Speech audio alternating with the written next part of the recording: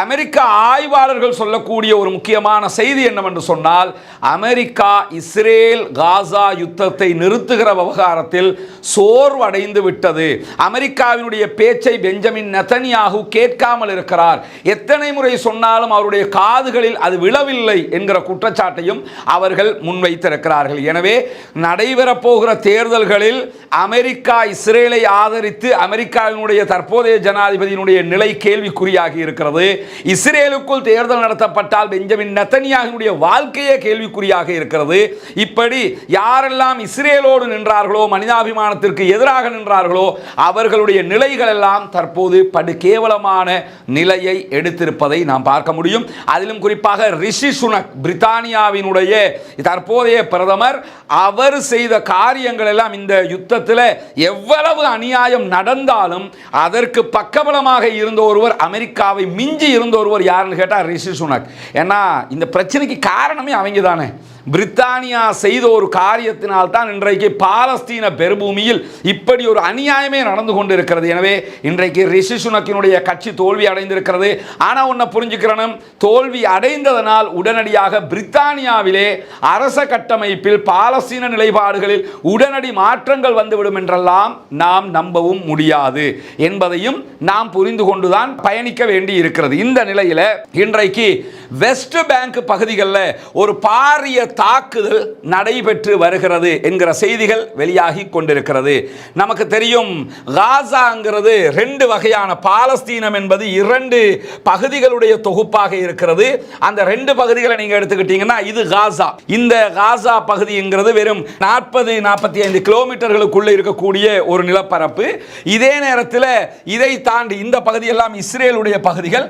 இதற்கு மேலே west bank இருக்கிறது. வெஸ்ட் பேங்க்ங்கிறது மேற்கு கரை. அங்கே ரமல்லா, அதே போன்று ஜெனின், அதே நேரத்தில் மஸ்ஜிதுல் அக்ஸா இருக்கக்கூடிய ஜெருசலம் எல்லாம் இருக்கக்கூடிய பகுதிகள். அங்கே இருக்கக்கூடிய ஜெனின் பகுதிகளில் தான் இன்றைக்கு பாரிய தாக்குதல் நடைபெற்று வருகிறது. ஜெனினிலே பொதுமக்கள் மீது இஸ்ரேலிய ஆக்கிரமிப்பு பயங்கரவாத ராணுவம் தாக்குதல் நடத்த ஆரம்பித்த மறுகணமே ஜெனினில் இருக்கக்கூடிய இஸ்லாமிக் ஜிஹாத் மூவ்மெண்டினுடைய படைப்பிரிவாக இருக்கிற அல் குதுஸ் படையணியினுடைய சகோதர படைப்பிரிவாக இருக்கக்கூடிய ஜெனின் பிரிகேட்ஸ் பாரிய எதிர்வினை தாக்குதல்களை நடத்துகிறார்கள். எந்த அளவுக்குன்னு சொன்னால், இன்னைக்கு நடக்கக்கூடிய ஜெனினில் நடத்திருக்கக்கூடிய பதிலடி தாக்குதல்களை பார்க்கும்போது இது அல் குதுஸே டைரக்டாக நின்று இருந்தாலும் இப்படி தாக்கி இருப்பாங்களா என்கிற கேள்வி வருகிற அளவுக்கு இன்றைக்கு இஸ்ரேலுக்கு எதிராக கடுமையான எதிர்வினை தாக்குதல்களை ஜெனின் பிரிகேட் நடத்தி வருகிறார்கள். அந்த தாக்குதல் தொடர்பான செய்திகள் வெளியாகி கொண்டிருக்கக்கூடிய அதே நேரத்தில் ஜெனினில் இருக்கக்கூடிய அரச மருத்துவமனையை சுற்றி வளைத்திருக்கிறது இஸ்ரேலிய ஆக்கிரமிப்பு பயங்கரவாத ராணுவம் என்கிற செய்திகளும் வெளியாகி இருக்கிறது.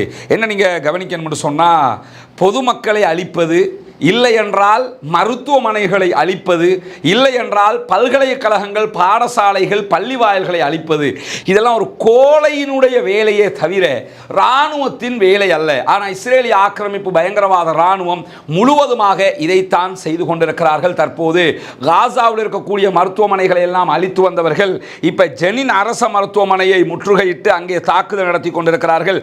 இதுவரைக்கும் அங்கு நடைபெற்ற இராணுவ தாக்குதல்களில் இஸ்ரேலிய ஆக்கிரமிப்பு பயங்கரவாத ராணுவத்தினால் 4 பாலஸ்தீனிய அப்பாவிகள் கொல்லப்பட்டிருக்கிறார்கள். அவர்களுடைய உடல்கள் மீட்கப்பட்டிருக்கிறது.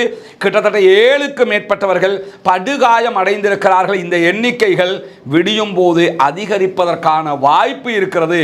ஆனால் நீங்க பார்க்கலாம், இந்த சண்டை ஜெனின் அட்டாக் நடைபெற்று இன்னைக்கு ஆரம்பிச்ச அட்டாக் வந்து கிட்டத்தட்ட 12 மணி நேரங்கள் தாண்டி நடைபெற்றாலும் ஒப்பீட்டளவில் பொதுமக்களுடைய மரண விகிதம் குறைவாக இருக்கிறது. அதுக்கு காரணம் என்னன்னு கேட்டால், அங்கே எதிர்த்து நிற்கக்கூடிய ஜெனின் பிரிகேட் அவங்களோட மோதல் நடக்கிறதுனால இவங்களுக்கு பொதுமக்களை நோக்கி போக முடியாமல் இருக்குது.